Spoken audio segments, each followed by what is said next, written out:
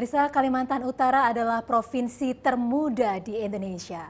Provinsi ke-34 ini baru saja merayakan hari jadinya yang ke-10, tepatnya pada tanggal 25 Oktober 2022. Dan di usianya yang masih terbilang belia, yakni 1 dekade, masyarakat Kalimantan Utara sudah banyak sekali merasakan pembangunan. Namun di sisi lain, pemerintah setempat terus mengejar pembangunan dan juga meningkatkan investasi di wilayah ini. Lantas seperti apa saja peluang ekonomi dan juga investasi, dan seperti apa wajah tanah Benuanta? Pemirsa, bersama saya Diana Dwika, inilah Indonesia Forward.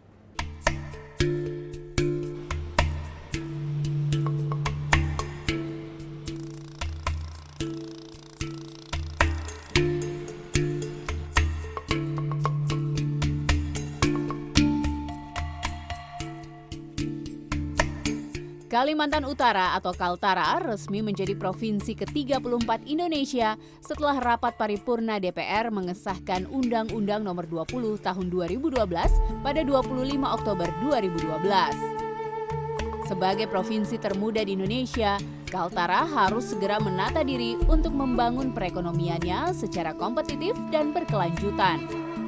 Untuk itu butuh perencanaan pembangunan yang terarah, terukur, dan efektif sesuai dengan kondisi, potensi, dan kebutuhan daerah.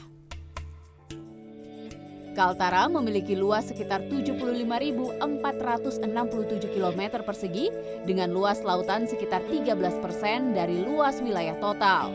Provinsi Kaltara terbagi menjadi 5 wilayah administrasi yang terdiri atas 1 kota dan 4 kabupaten, yakni Kota Tarakan, Kabupaten Bulungan, Malinau, Nunukan, dan Tanah Tidung. Kaltara merupakan provinsi yang berbatasan langsung dengan Malaysia, tepatnya dengan Sabah dan Sarawak. Letak geografis Kaltara memiliki lokasi strategis dan menguntungkan karena dilewati alur pelayaran yang termasuk kategori alur laut kawasan Indonesia atau ALKI 2 yang sering dilewati kapal-kapal dari perairan Indonesia ke alur pelayaran internasional, meliputi Malaysia, Filipina, Brunei, Singapura, serta negara-negara Asia Pasifik lainnya. Minyak bumi, gas alam, batu bara, dan energi baru terbarukan merupakan potensi kekayaan sumber daya alam Kaltara. Sektor pertambangan dan penggalian merupakan penopang utama ekonomi. Kemudian sektor pertanian, kehutanan dan perikanan, konstruksi serta perdagangan dan industri pengolahan menjadi potensi yang dapat menarik investasi.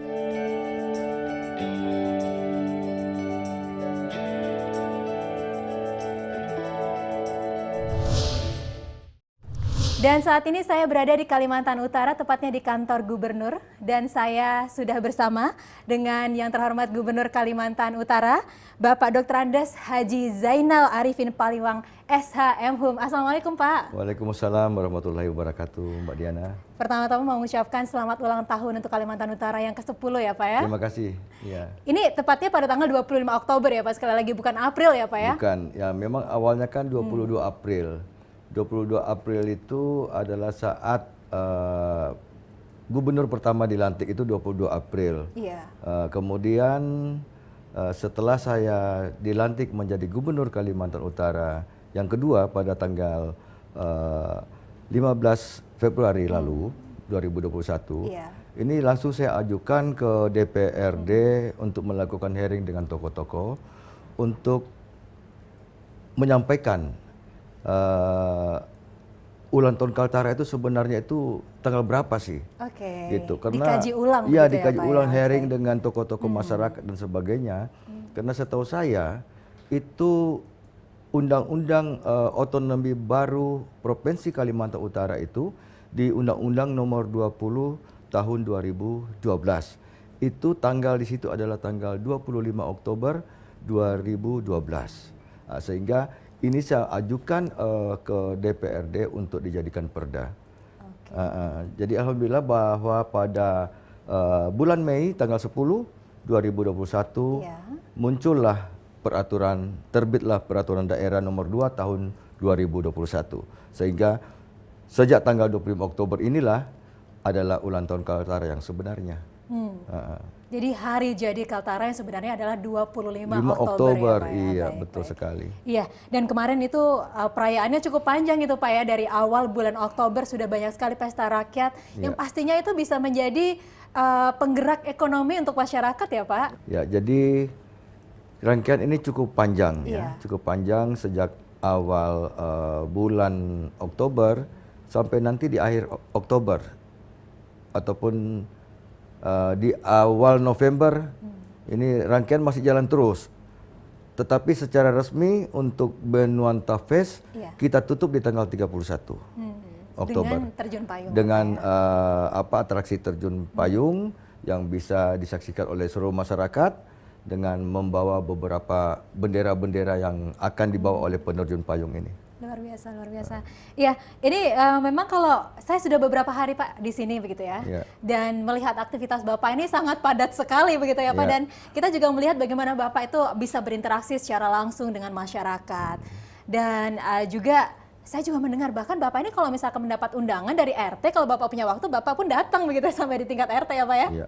Sebegitu dekatnya dengan masyarakat. Ya. Jadi memang setiap kegiatan masyarakat di Kaltara khususnya Tanjung Selor ini, itu kegiatan di tingkat RT selalu mengharapkan, menginginkan kehadiran saya di tengah-tengah acara situ. Tapi kan saya bisa melihat manakala memang tidak ada kegiatan saya akan hadir.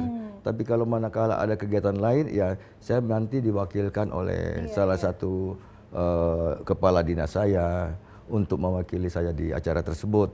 Dan memang setiap kegiatan di sini ya saya selalu mengikuti dan saya tidak pernah melihat siapa yang saya hadapi, di mana saya harus bertemu. Saya tidak pernah menentukan itu. Mau ketemu di pinggir jalan, kita duduk-duduk di pinggir jalan atau di trotoar, tidak ada masalah. Luar biasa. Iya, bahkan ini juga saya mendengar Bapak baru pulang dari Berau begitu ya Berau, Pak, ya. sampai jam 3 pagi begitu. Ya. Tapi kalau kita melihat nih Pak dari pesawat ketika kita menuju ke sini itu masih banyak hutan-hutan yang lebat, kemudian sungai-sungainya di Kalimantan Utara ini juga sangat besar. Sebenarnya kalau misalkan keterhubungan Kalimantan Utara dengan wilayah di sekitarnya sudah cukup bagus kah Pak infrastrukturnya? Infrastruktur memang masih ada beberapa lokasi yang belum tembus untuk akses moda transportasi darat terutama, yaitu saudara-saudara saya di wilayah Krayan yang selama bertahun-tahun ini menggunakan moda transportasi udara. Gitu, dan di sana tidak setiap hari ada penerbangan. Kemudian saya bersama beberapa OPD yang terkait ya untuk bagaimana bisa menarik anggaran dari kementerian, khususnya Kementerian PUPR untuk bisa melaksanakan kegiatan pembangunan jalan di kawasan perbatasan. Nah, kita tidak minta harus bagus atau harus aspal, tidak. Yang penting koneksi. Benar. Bisa terkoneksi, bisa fungsional dulu jalan ini, sehingga kebutuhan masyarakat akan sembako di wilayah yang memang belum terkoneksi, ini tidak perlu ketergantungan dengan negara tetangga kita yang selama ini menjadi tumpuan untuk sembako dan sebagainya. Nah, insya Allah nanti kita sudah komitmen dengan dari Kementerian PUPR di akhir tahun 2023 atau awal 2024 koneksivitas jalan yang selama ini tidak pernah tembus ini sudah bisa kita gunakan secara fungsional. Iya, kalau memang wilayahnya ini di Kalimantan Utara cukup luas ya Pak ya, Sangat satu luas. kota, 4 kabupaten, 53 kecamatan, ini desanya ada 447 ya Pak ya? Betul. Luasnya ini setengah Pulau Jawa ini Kaltara Setengah ini. Pulau Jawa, Iya. wow. Jadi kalau saya gabungkan itu Provinsi Banten, kemudian Provinsi Jawa Barat dan Jawa Tengah. Nah, inilah luas Kaltara. Namun penduduk masih sangat sedikit. Sekarang ini data yang terakhir saya terima 760.000 jiwa. Gitu. Oke. Tapi untuk pemerataan pembangunan ini prioritasnya akan seperti apa ini Pak? Ya, pemerataan pembangunan pasti di setiap kabupaten kita akan lakukan koordinasi dengan para bupati wali kota untuk bagaimana kita membangun dari wilayah pinggiran ya sesuai dengan kami membangun desa menata kota. Gitu. Jadi kita memang memprioritaskan pembangunan di wilayah pedesaan dulu, baru kita melakukan penataan kota yang bagaimana sehingga ibu kota Kalimantan Utara ini bisa dapat nampaklah yang selama ini kan memang Kecamatan Tanjung Selor ini yang pusat ibu kota nanti gitu. Namun nanti dalam perjalanannya kita akan mengusulkan supaya Tanjung Selor ini menjadi kota madya. Kemudian nanti Kabupaten Bulungan kita pindah ke Tanjung Palas, wilayah Tanjung Palas. Oke. Lalu kalau tentang konektivitas internet ini penting juga loh Pak. Ya. Apakah sekarang sudah mumpuni Pak? Belum. Belum juga ya Pak? Belum ya. Okay. Memang beberapa wilayah kita masih banyak blank spot. Ya, ada puluhan lah wilayah kita yang memang belum bisa masyarakat menikmati yang namanya internet. Namun ke depan kita sudah anggarkan dan kerjasama dengan Kementerian Kominfo untuk bisa memasang alat-alat yang bisa masyarakat gunakan sebagai internet di wilayahnya sehingga mereka juga bisa menikmati internet dan bisa berkomunikasi dengan keluarganya dimanapun berada. Ini luar biasa loh Pak, gebrakan-gebrakan dari Pak Gubernur ini bahkan sampai membuat capaian ekonomi Kalimantan Utara ini bahkan melebihi capaian ekonomi secara nasional. Kita akan bahas di segmen selanjutnya ya Pak ya. Baik, Dan pemirsa jangan kemana-mana, Indonesia Forward akan segera kembali sesaat lagi, tetaplah bersama kami.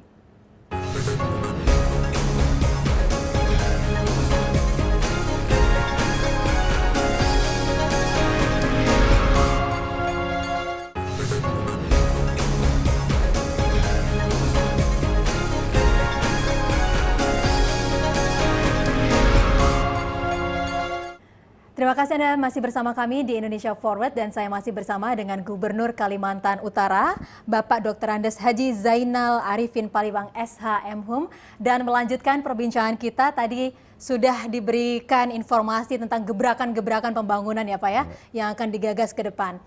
Tapi menariknya di sini Pak, ketika kita berbicara tentang Kalimantan Utara, saya bisa menyampaikan bahwa Kalimantan Utara ini yang termuda, berprestasi, memiliki potensi ekonomi tinggi dan juga ternyata menjadi lahan investasi begitu ya Pak ya. Betul. Nah ini pertumbuhan ekonomi di Kalimantan Utara ini hampir setiap tahun loh Pak, melebihi pertumbuhan ekonomi secara nasional begitu ya Pak ya. Itu strateginya seperti apa Pak? Ya, jadi begini, Kaltara ini memiliki potensi sumber daya alam yang sangat bagus, tetapi harus dikelola oleh orang-orang profesional ya yang mengerti, tidak bisa dilepas begitu saja. Nah, potensi-potensi yang ada di Kaltara ini kita sudah jual keluar ya, menyampaikan keluar dan banyak yang tertarik.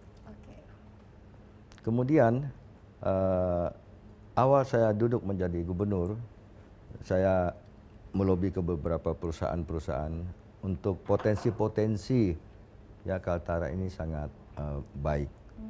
Terutama masalah sumber daya air untuk dijadikan pusat listrik tenaga air yang ramah lingkungan ya, ataupun energi terbarukan. Di sini potensi sungai kita potensinya 20.000 megawatt, 20.000 megawatt. Nah, ini banyak investor yang akan masuk ke sini manakala proyek itu go green, ya, energi hijau, energi terbarukan. Jadi tidak ada lagi menggunakan batu bara dan sebagainya. Nah, ini sudah waktu dekat akan dibangun PLTA Kayan dan Mentarang.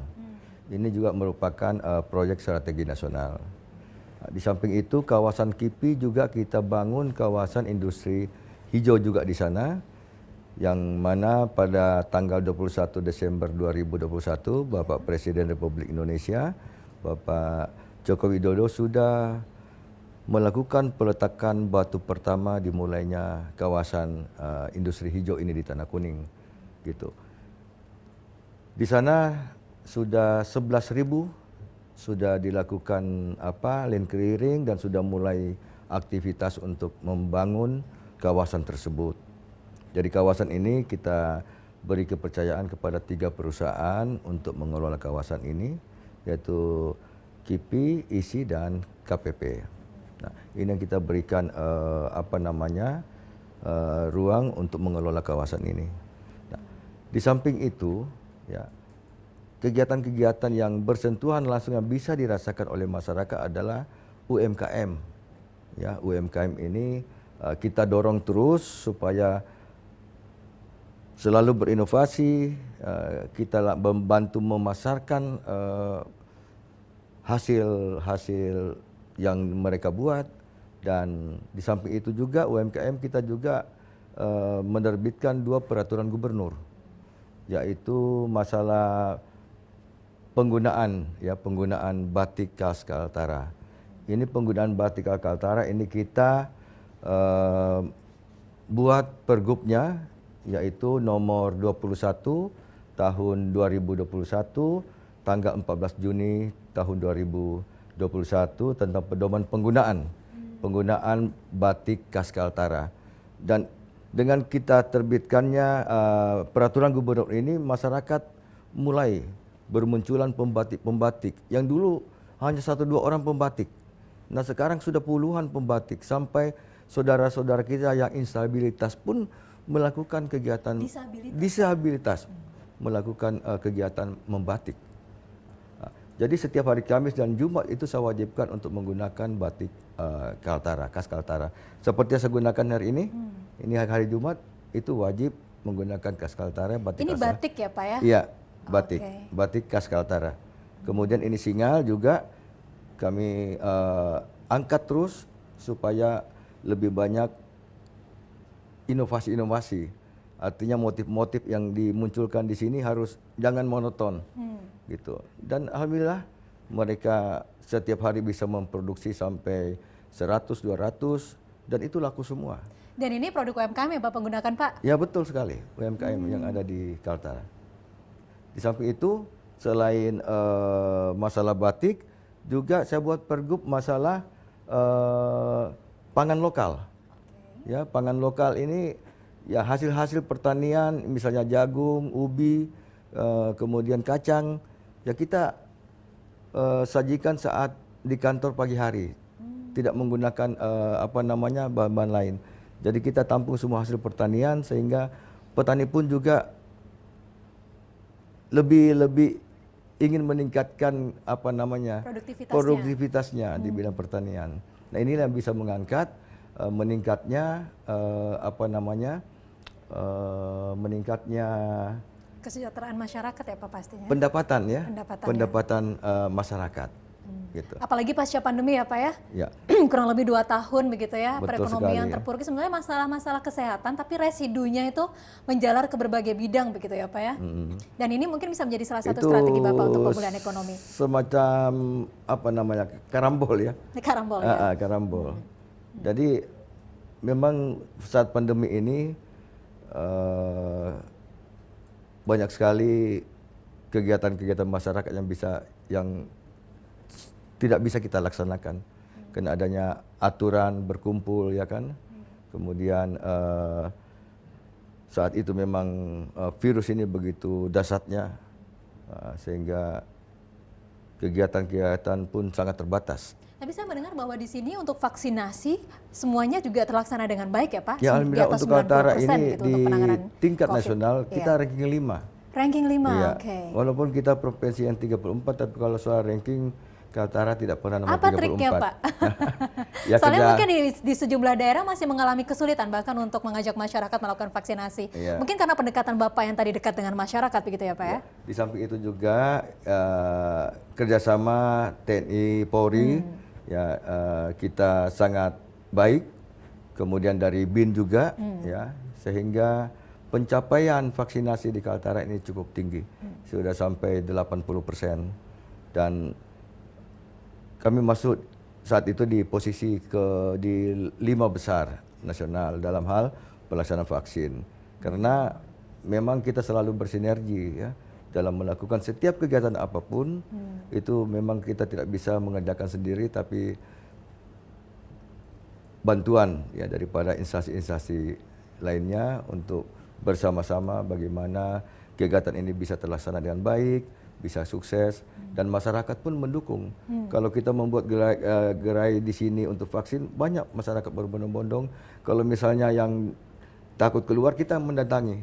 Jemput bola Ya, ya, Pak, petugas ini mendatangi ke rumah-rumah, kita menjemput bola itu. Sehingga pelaksanaan vaksin pun alhamdulillah semua jalan lancar dan juga sudah melampaui target yang kita targetkan. Iya, ini memang kalau tadi sedikit saya mundur ke belakang bahwa kalau untuk pertumbuhan ekonomi di Kalimantan Utara ini memang biasanya setiap tahunnya ini selalu melebihi pertumbuhan ekonomi nasional ya. Bahkan untuk di tahun 2022 ini diperkirakan 4,53% sampai 5,33% begitu ya Pak ya. Dan juga seperti yang tadi Bapak sampaikan ini sepertinya memang sejalan dengan arahan Presiden ya Pak ya. Di bulan September 2022 lalu kalau tidak salah Presiden juga menginstruksikan atau memberikan amanat kepada seluruh kepala daerah di Indonesia untuk mengendalikan inflasi di daerah, kemudian tindak lanjut afirmasi bangga buatan Indonesia begitu ya Pak ya, dan juga percepatan penghapusan kemiskinan ekstrim begitu ya Pak ya. Ya alhamdulillah kita dua triwulan ini kita bisa menekan angka kemiskinan di Kaltara. Kemudian masalah yang diinstruksikan Pak Presiden masalah inflasi, ya kita sudah berbagai kegiatan kita lakukan, misalnya menanam cabai serentak se-Kaltara. Nah, jadi saat itu kita memberikan bibit-bibit ke seluruh Kaltara, kabupaten kota, kepada masyarakat, bukan petani saja, tetapi semua masyarakat kita bagikan, dan saat itu kita melakukan penanaman cabai serentak. Kemudian bawang kita sudah lakukan penanaman juga di wilayah Nunukan, kemudian juga untuk sayur mayur kita bagikan. Jadi cabai salah satu faktor terjadi inflasi. Insya Allah nanti 2 bulan ke depan ini sudah tidak ada masalah cabai di Kaltara. Karena saya yakin 2 bulan lagi sudah akan berbuah semua, sudah masyarakat sudah tidak pusing masalah cabai di Kaltara. Di samping itu juga kita juga memberikan bantuan alat-alat pertanian ke masyarakat, dan yang kita lakukan juga adalah melakukan kegiatan pasar murah. Pasar murah di beberapa kecamatan dan berpindah-pindah. Di samping itu juga kita memberikan subsidi angkutan barang ke wilayah-wilayah yang susah dijangkau, baik itu melalui udara maupun melalui sungai. Di samping itu juga ada kegiatan juga bantuan subsidi angkutan orang. Angkutan orang ini kita prioritaskan kepada saudara-saudara kita yang memang jauh dari jauh dari kota Tanjung Selor ini, yang mana mereka mau melakukan pengobatan, kita bantu dengan angkutan orang ini, subsidi angkutan orang. Subsidi angkutan orang, baik. Yang langsung bisa dirasakan oleh masyarakat manfaatnya. Masih banyak sekali Pak hal yang harus kita ulas di sini ya Pak ya, menarik sekali. Masalah investasi, kemudian pembangunan SDM-nya seperti apa yang Bapak lakukan. Kita akan lanjutkan perbincangan kita saat lagi ya Pak ya. Dan pemirsa Indonesia Forward akan segera kembali, tetaplah bersama kami.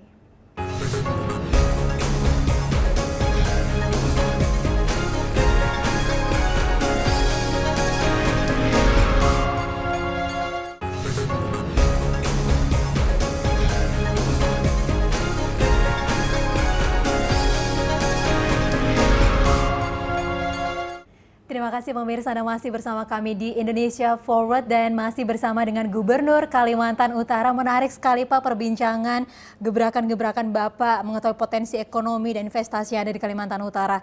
Pak, ini mengkonfirmasi saja bahwa baru-baru ini pemerintah Kalimantan Utara menerima penghargaan dari Badan Kepegawaian Negara ya Pak ya. Ini menyabet penghargaan 3 dari 5 kategori, benar begitu Pak? Iya, betul sekali. Iya, itu seperti apa, bisa diceritakan Pak? Ya, jadi memang untuk khususnya yang menangani masalah kepegawaian di Provinsi Kaltara kan ada Badan Kepegawaian Daerah. Nah ini yang mengelola kepegawaian secara profesional, dan sesuai aturan kita harus lakukan ini, ya. Tidak boleh menyimpang dari yang sudah ditentukan, baik masalah seleksi terbuka untuk eselon 2, kemudian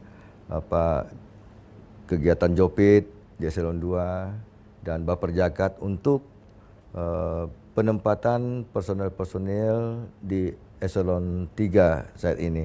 Kita lakukan semua sesuai dengan aturan yang ada dan jangan sampai kita menyimpang dengan aturan yang ada ini. Makanya dari penilaian dari Badan Kepegawaian Nasional BKN ini memberikan Provinsi Kaltara 3 piagam penghargaan BKN Award tahun 2022 itu. Ya memang kalau kita berbicara tentang pertumbuhan sebuah wilayah itu tidak terlepas dari pembangunan manusianya ya Pak ya, pembangunan SDM-nya. Dan seperti arahan Presiden kalau bisa ASN-ASN di Indonesia ini berakhlak begitu Pak. Ini upayanya seperti apa Pak? Ya betul, jadi kita lakukan pembinaan-pembinaan, pelatihan-pelatihan terhadap pegawai-pegawai kita, kemudian juga kita harus menyiapkan sumber daya manusia untuk menunjang kegiatan-kegiatan yang ada di Provinsi Kalimantan Utara ini. Dan kita mulai dari misalnya di tingkat sekolah SMK misalnya. Ya, SMK ini kan kita ada 25 SMK di Kalimantan Utara ini. Kita lihat potensinya, kalau di sana potensinya pertanian, ya kita fokuskan ke SMK pertanian. Kemudian di sana banyak perikanan, SMK perikanan. Kemudian ada juga SMK masalah permesinan, SMK masalah perhotelan dan sebagainya. Melihat potensi-potensi yang ada di sekitar situ, itu yang kita buatkan pendidikan-pendidikan untuk anak-anak kita di tingkat sekolah menengah. Kemudian juga kita siapkan anggaran untuk beasiswa mereka. Gitu, kita lihat yang punya bakat, punya kemampuan untuk kita sekolahkan di luar negeri sesuai dengan kemampuannya, dan setelah kembali dari sekolah di luar negeri baru kembali ke daerahnya untuk membangun daerahnya. Itu jadi setiap tahun kita lakukan itu, mulai dari tingkat SD sampai tingkat perguruan tinggi sampai S2 kita berikan support, dianggarkan untuk beasiswa bagi anak-anak kita yang memang memiliki prestasi baik. Untuk mencetak generasi yang unggul dan pastinya inovatif begitu ya Pak ya? Betul. Ya, dan gak usah membangun daerah lain dulu karena di sini aja potensinya udah cukup besar begitu ya Pak Sangat besar. Sangat besar begitu. Oke. Dan Pak, ini juga yang menarik kalau kita berbicara tentang wilayah pemekaran begitu ya Pak ya. Ada sejumlah alasan mengapa sebuah wilayah itu akhirnya terpilih begitu atau menjadi wilayah pemekaran. Bisa dilihat dari potensi sumber daya alamnya. Kemudian bisa dilihat dari lokasinya yang strategis untuk menjaga kedaulatan sebuah negara. Kemudian dari rentang kepemerintahannya ini supaya bisa lebih mudah untuk menjangkau atau untuk mengelola sebuah kawasan. Nah ini Kalimantan Utara memiliki semua syarat itu begitu. Tapi yang juga tidak bisa kita lupakan bahwa Kalimantan Utara ini posisinya sangat strategis karena berbatasan dengan negara tetangga begitu ya Pak ya. Ini seperti apa Pak upaya yang terus dilakukan untuk menjaga kedaulatan negara Republik Indonesia? Terbentuknya Provinsi Kalimantan Utara ini adalah masalah rentang kendali ya, yang begitu jauh. Misalnya kemarin Bulungan mau melakukan urusan-urusan masalah dokumen sebagainya harus ke Samarinda, harus ke Balikpapan, dan itu jarak yang sangat jauh dan membutuhkan biaya yang sangat banyak, sehingga muncullah ide-ide saat itu dari Kabupaten Berau, dari Kabupaten Bulungan dan Kota Tarakan untuk menggagas bagaimana supaya bisa menjadi daerah otonomi baru. Nah, disitulah mulai tahun 2009 itu sudah mulai pergerakan itu. Gitu, sehingga disetujuilah pemekaran ini di 2012. Nah itu masalah rentang kendali pemerintahan. Nah kalau ini sudah provinsi baru berarti kan untuk mengurus masalah urusan masyarakat itu lebih dekat. Nah upaya-upaya ya untuk bagaimana kedaulatan negara ini, ya otomatis Kaltara inilah yang sebagai gerbang. Makanya saya sampaikan di beberapa pertemuan bahwa Kaltara ini merupakan gerbang IKN. Ya, yang mana IKN juga nanti akan berada di Kalimantan Timur. Secara otomatis kami bukan wilayah penyangga tapi gerbang. Gerbang masuknya ke wilayah ibu kota negara nanti. Kita nanti akan perketat perbatasan-perbatasan dengan bekerjasama dengan saudara-saudara kita dari TNI yang mengawal NKRI ini di perbatasan sehingga sejengkal tanah pun tidak boleh lagi dicaplok oleh negara lain. Dan di Kaltara ini memiliki 4 PLBN. Ya. 4 PLBN. Ya, Okay. 4 PLBN. Jadi PLBN yang sudah selesai terbangun adalah di wilayah Sebatik. Ya, di Sebatik cukup megah bangunan itu, cukup megah sebagai etalasenya Indonesia ya, etalase Indonesia di wilayah utara. Ini Sebatik sudah rampung dan sudah siap untuk mungkin operasional. Mudah-mudahan Bapak Presiden bisa meresmikan PLBN ini. Kemudian ada lagi PLBN di Long Midang. Long Midang ini kita sudah konstruksi jalan sudah aspal semua, tetapi yang sebelah belum. Dan ini juga kita minta supaya segera dibangun karena ini bukan anggaran APBD tapi menggunakan APBN. Di samping itu ada 2 lagi, yaitu di Long Nawang. Long Nawang ini di mana saat ini progres pembangunannya sudah 40%. Kemudian ada lagi 1 Long Lebang. Ini Long Lebang sudah juga 60% proses pembangunannya. Tinggal yang belum terbangun di Long Midang. Long Midang ini yang juga berbatasan dengan wilayah Malaysia. Dan ini juga akan menjadi pusat pertumbuhan ekonomi hijau di sana begitu ya Pak ya? Ya, dan pusat juga perdagangan di perbatasan. Iya, ini menarik sekali karena Bapak memikirkan bahwa untuk pembangunan ekonomi dan pembangunan manusia itu juga harus dilakukan sampai wilayah perbatasan begitu ya Pak ya. Betul. Dan juga kalau saya juga banyak mendengar bahwa Bapak ini sangat dekat sekali dengan masyarakat bahkan untuk kaum disabilitas. Bapak juga menggelorakan supaya masyarakat di Kalimantan Utara ini bahkan juga belajar tentang bahasa isyarat untuk isu kesetaraan. Kita akan bahas ya Pak ya sesaat lagi. Baik. Pemirsa tetaplah di Indonesia Forward karena kami akan kembali sesaat lagi.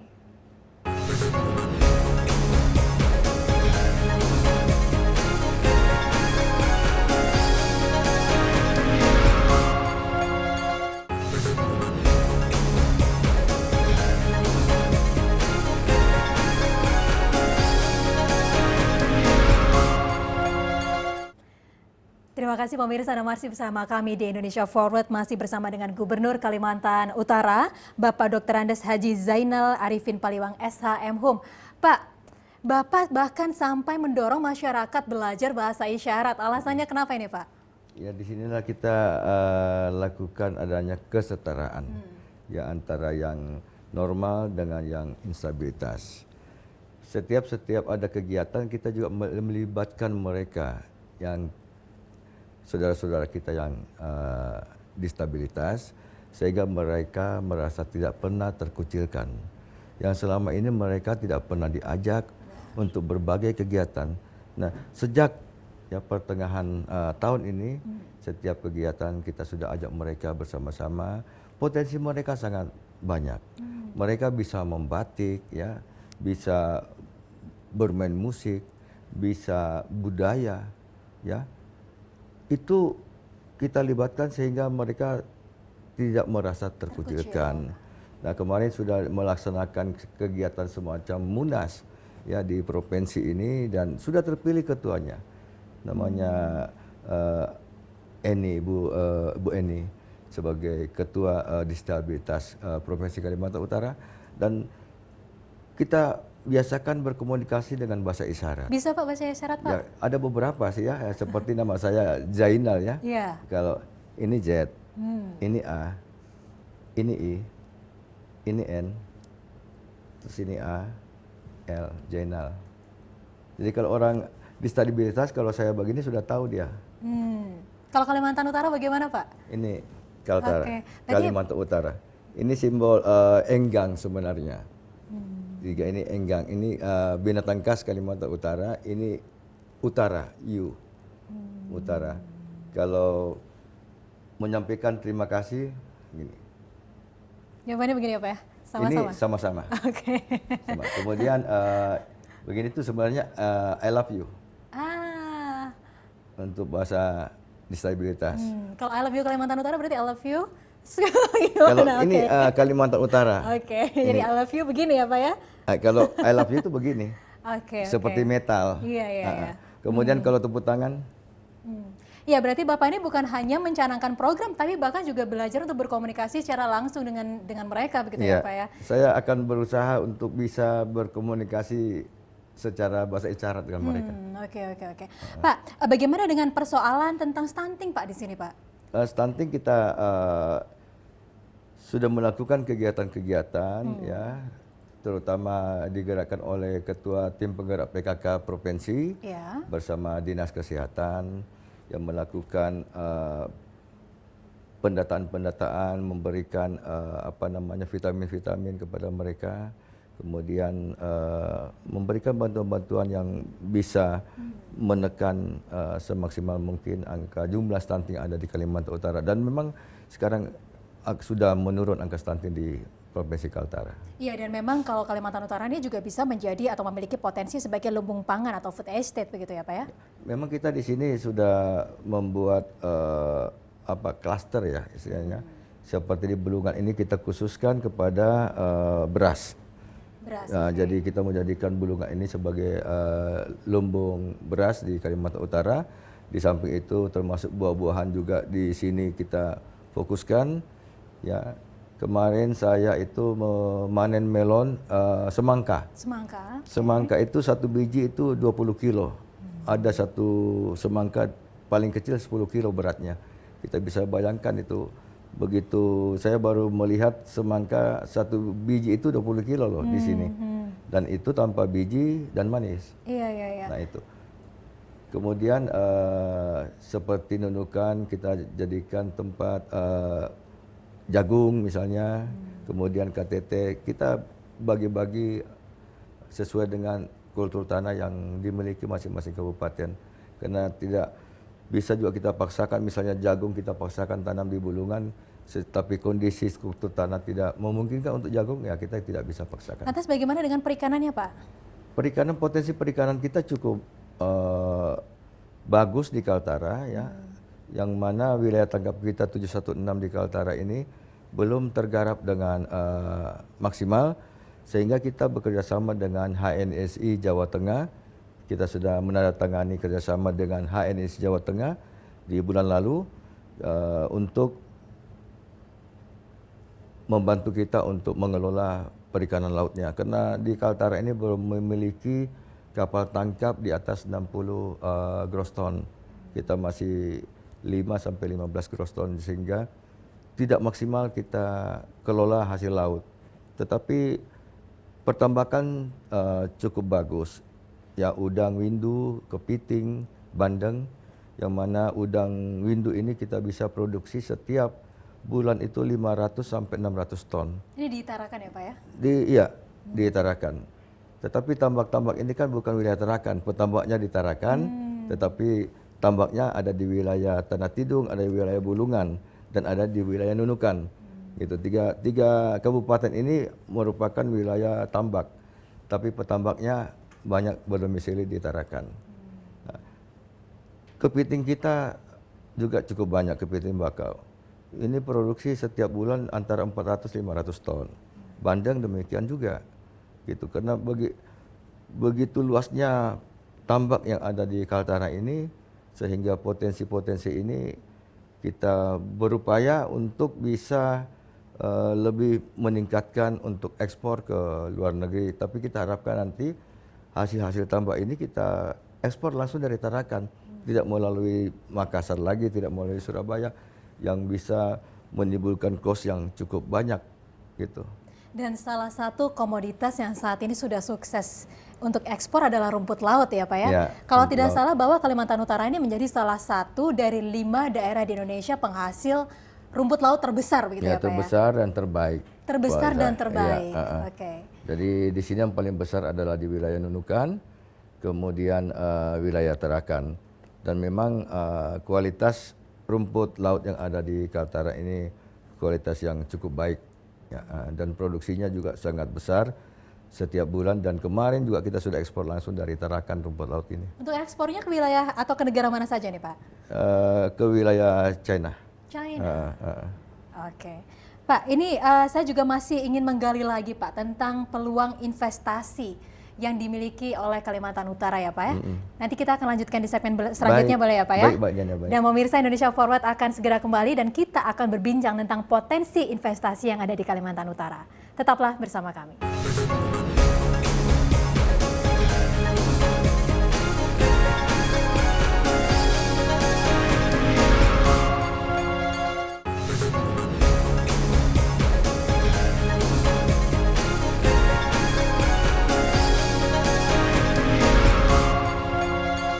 Dan pemirsa, Anda masih bersama kami di Indonesia Forward, masih bersama dengan Gubernur Kalimantan Utara.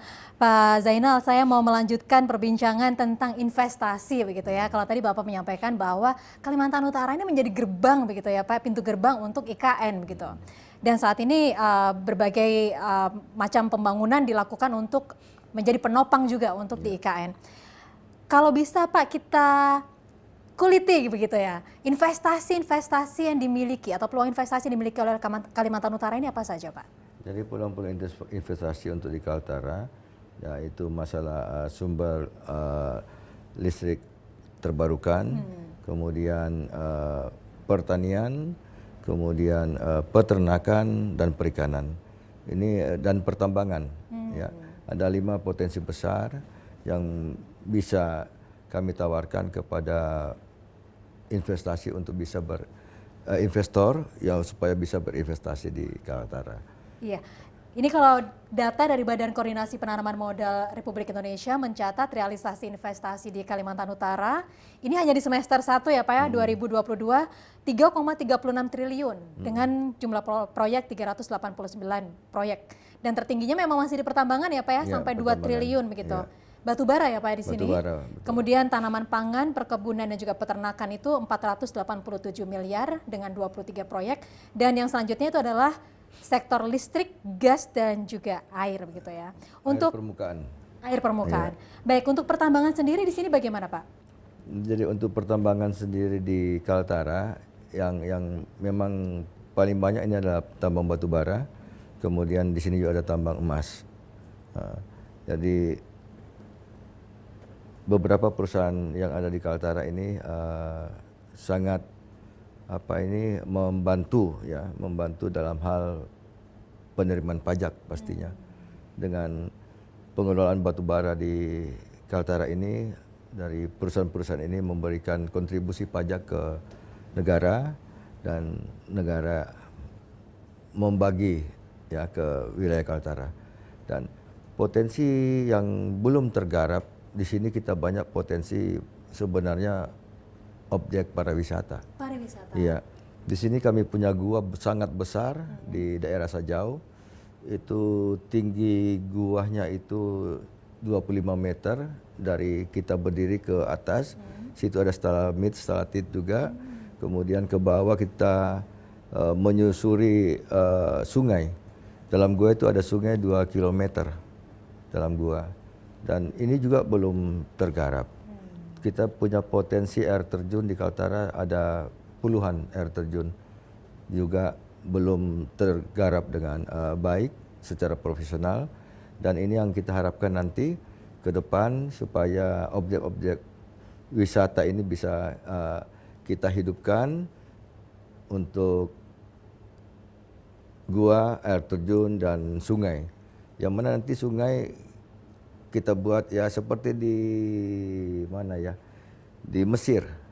Di Mesir itu kita naik perahu, disuguhi tari-tarian, makan siang prasmanan, itu membayar $100 satu orang. Nah kalau kita buat di Sungai Kayan kan potensinya luar biasa.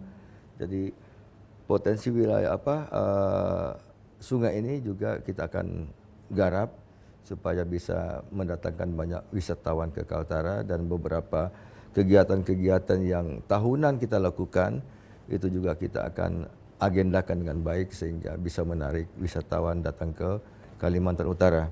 Terlebih masyarakat di Kalimantan Utara ini masih memegang teguh adat istiadatnya begitu ya Pak, dan sangat kaya budayanya ya Pak. Sangat kuat kali mereka memegang adat istiadat, dan budaya-budaya di sini sangat banyak sekali.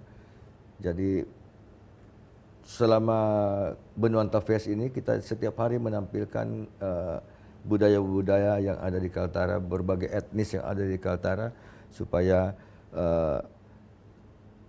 tidak lunturlah ya budaya ini. Siapa lagi yang akan menjaga, memelihara, mempertahankan kalau bukan orang Kaltara. Nah, ini harus kita rawat baik-baik supaya budaya-budaya ini tidak tergerus oleh kemajuan zaman. Terlebih di sini penduduknya heterogen ya Pak ya? Ya, betul. Ini Kaltara ini paling lengkap. Lengkap Semua etnis, semua suku ada di wilayah Kaltara. Gitu. Dan semacam Indonesia mini lah. Kaltara ini semacam Indonesia mini karena semua etnis ada di sini. Cari etnis apa aja pasti ada. Boleh beragam tapi hatinya tetap satu ya Pak, membangun Kaltara ya Pak ya? Kaltara di hati. Kaltara di hati, oke. Pak, ini pemerintah selalu menggadang-gadang Kalimantan Utara sebagai wilayah percontohan untuk mendukung program pemerintah untuk net zero carbon emission begitu ya Pak ya. Ini seperti apa program-program yang dijalankan? Jadi memang semua kegiatan industri ya yang ada di wilayah Kabupaten Bulungan itu semua menggunakan tenaga listrik yang ramah lingkungan, ya, yang ramah lingkungan. Dan memang di sana tidak ada emisi-emisi lain yang dimunculkan ataupun yang dibuat oleh pabrik-pabrik yang akan dibangun di sana. Jadi betul-betul di sana zero masalah karbonnya ya. Jadi betul-betul ketenaga listrikan yang digunakan untuk semua kawasan di sana adalah menggunakan kelistrikan dari tenaga air, gitu. Dan juga di sini ada upaya pelestarian lingkungan ya pasti, karena pastinya dunia mengetahui bahwa Kalimantan ini adalah paru-paru dunia. Ini seperti apa Pak? Kalau kita melihat nih, wah ini industrinya cukup pesat pembangunannya. Lalu konservasi lingkungan dan juga untuk tetap menjaga supaya Kalimantan sebagai paru-paru dunia harus seperti apa? Ya, jadi untuk kawasan industri yang kita siapkan sekitar 30.000 hektar nanti, itu tidak ada wilayah yang merupakan hutan lindung ataupun wilayah mangrove, tidak ada. Itu clear dari itu semua. Dan kita tetap pertahankan untuk hutan lindung yang ada di wilayah Malino dan Bulungan, itu di kawasan Mentarang, hutan lindung lebih kurang 1 juta hektar lebih hutan lindung yang kita tetap jaga di sana, kita tetap pertahankan untuk menjadi paru-paru dunia. Kemudian juga kawasan-kawasan mangrove kita pertahankan, dan bahkan kita hampir setiap minggu kita menanam mangrove di kawasan-kawasan pertambakan rakyat. Yang mana kita tahu bahwa tambak rakyat ini kan luasnya itu sampai 10-20 hektar.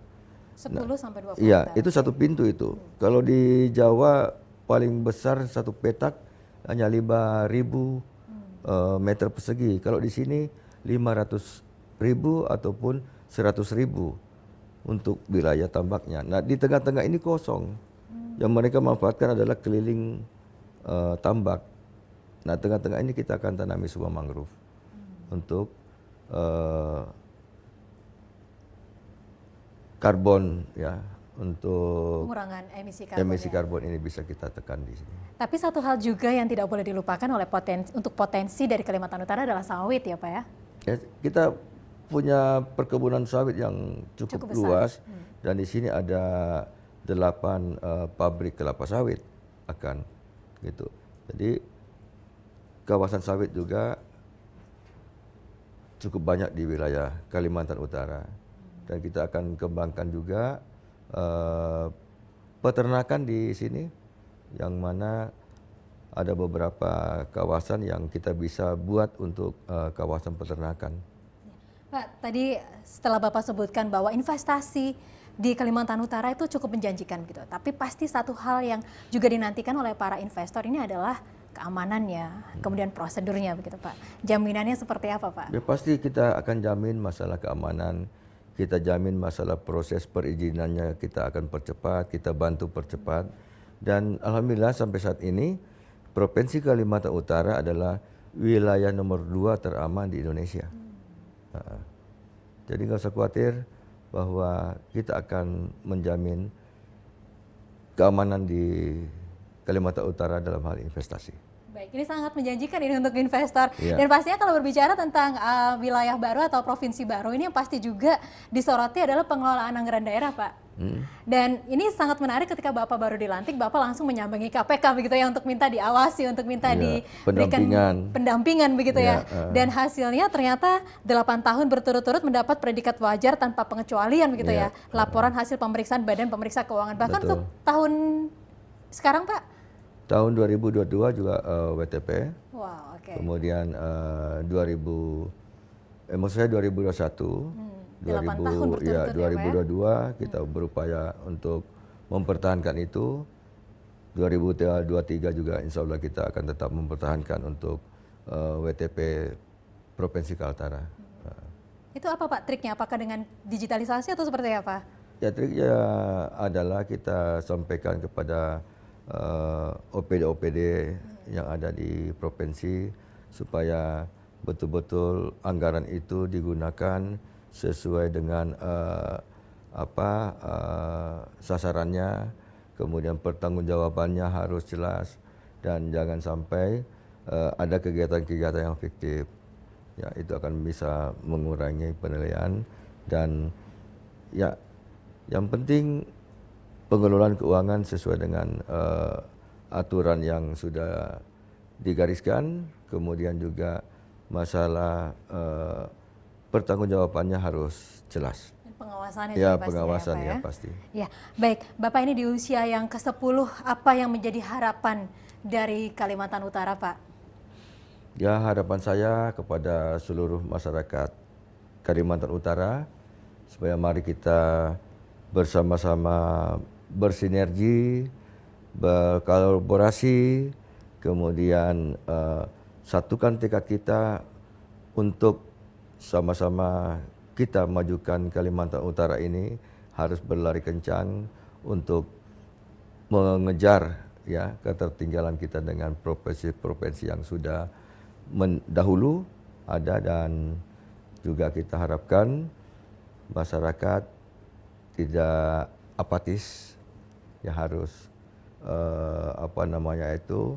harus bisa memberikan masukan-masukan kepada pemerintah, hal-hal yang berkaitan dengan bagaimana upaya-upaya yang sudah kita lakukan, apakah sudah masyarakat bisa menikmati atau tidak, dan selanjutnya ke depan kita harapkan bahwa kita bisa melakukan upaya-upaya perubahan dan mensejahterakan masyarakat di Kalimantan Utara. Ya pasti butuh kerjasama dari seluruh Stakeholder dan juga masyarakat ya Pak ya. Ya baik, memang Kalimantan Utara ini seperti yang tadi saya sampaikan, paling muda, berprestasi, potensi ekonomi tinggi, dan juga menjadi lahan investasi yang cukup besar ya Pak. Baik, terima kasih banyak. Saya bilang terima kasih banyak Kalimantan Utara, begini ya Pak ya? Ya, Kalimantan Utara. Kalau terima kasih. Terima kasih, oke, baik. Sama-sama.